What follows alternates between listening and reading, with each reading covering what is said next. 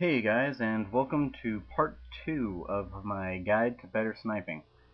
Um, in this step, I will discuss a bit about maps, not necessarily just positions on maps, but also certain things to, keep in mind when you're sniping. And yeah, let's see, where to start. Um, Now, when you first start playing in any level like a desert setting or a urban setting, and you're sniping, you don't have a ghillie suit. You're just wearing whatever the character model is. So you're not very camouflaged. You need to get a certain amount of kills with the sniper rifle on certain maps to unlock these ghillie suits. And then every time you select a sniper rifle in that level from then on, after you unlock it, you'll appear in a ghillie suit and be better camouflaged. Um, Now ghillie suits, they're actually very well done in this game, particularly. Far better than in COD 4, where you could see a sniper laying down in grass. Here they practically disappear, which is spectacular in my opinion. I think it really serves a purpose in Modern Warfare or COD 4. The ghillie suit was really just a hindrance, more or less. In some cases, it was worse to be in a ghillie suit than just look like a normal guy and be able to lay down amongst a bunch of corpses or something. Um, but yeah, let's see. Popular shooting positions. Um, let's see. I'll bring up my video. Here we use Afghan as somewhat of a sample, I guess. This isn't just these tips aren't just particular to just Afghan. They could be transferred universally throughout other levels, because other levels have spots like this too. Um, the first position Roofiem is in, as you'll see, he's up on the mound, and he is able to see plenty of the level from up here. But the downside is that he's very visible. He can be seen from everywhere. Everybody has gotten a kill from somebody up there or gotten a kill from that position. Um, and so it's not very I don't know good really. But what I'd suggest doing is if you know a spot is popular, like a lot of people go there. There's a lot of traffic and stuff like that. Um, if you find yourself in one of these popular positions, I'd say take two shots from it, and not two kills, two shots. Um, so you can somewhat like then displace and be able to stay alive longer, because that being such a popular spot, everybody they'll either call out your position or they'll just come up behind you and kill you when you're not paying attention if you stay there. Um, the maps are designed in specific ways to where you can circle around. I mean, from one position you can get to any other position. It's just a matter of walking and resistance that you meet on the way there.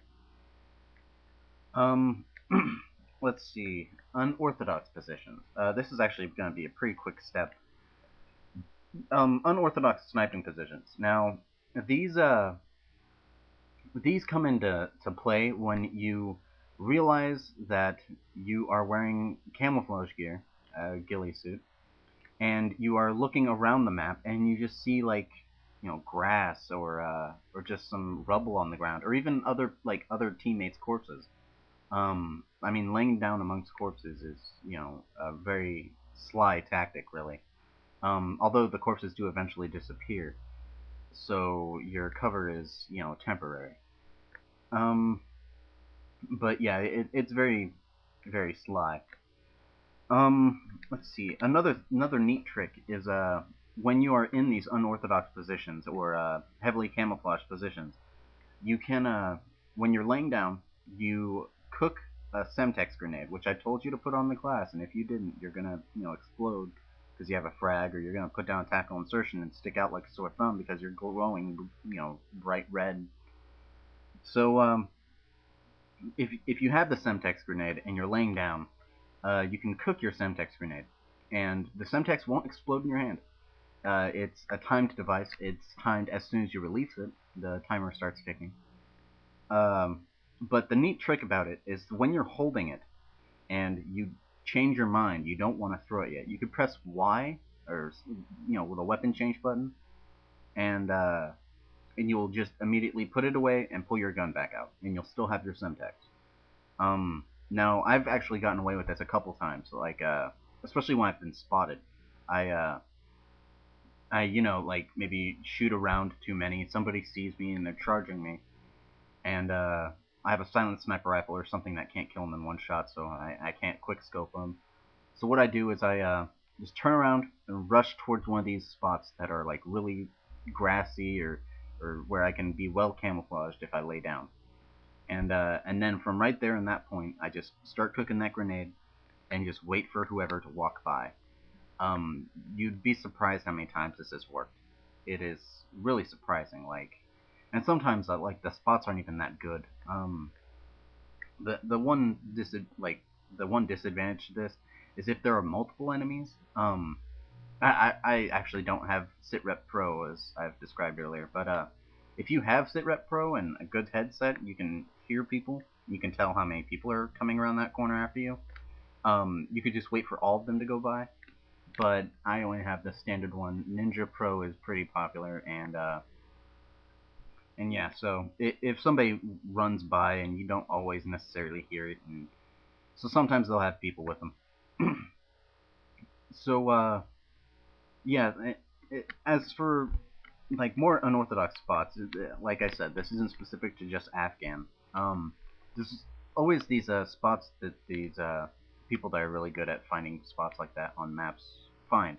I guess like the second story in High Rise, or the rock glitch in this where you can hide in a rock or something like that. I'm not gonna show you how to do it, but yeah, there's really weird spots that come up in all these levels, and they came up in COD 4 too. But yeah, so if you use those spots, also keep in mind that some of those hidden spots are pretty well known throughout the community. So if you're up there or in one of those hidden spots, somebody will probably spot you and shoot you. But there's also other little tricks around stuff like that. But I think it's like a case-to-case basis. It's something I can't really cover. But so yeah, that would probably be it for step 2, and I will see you guys, I guess, in step 3, where I will cover tactics like cold-blooded, the smoke and thermal scope, and displacement, which is very important, especially if you're using silence and stealth and everything. So I will see you guys in step 3. Oh, and don't forget to rate, comment, and subscribe to my channel for the further steps when they come out. Alright, later.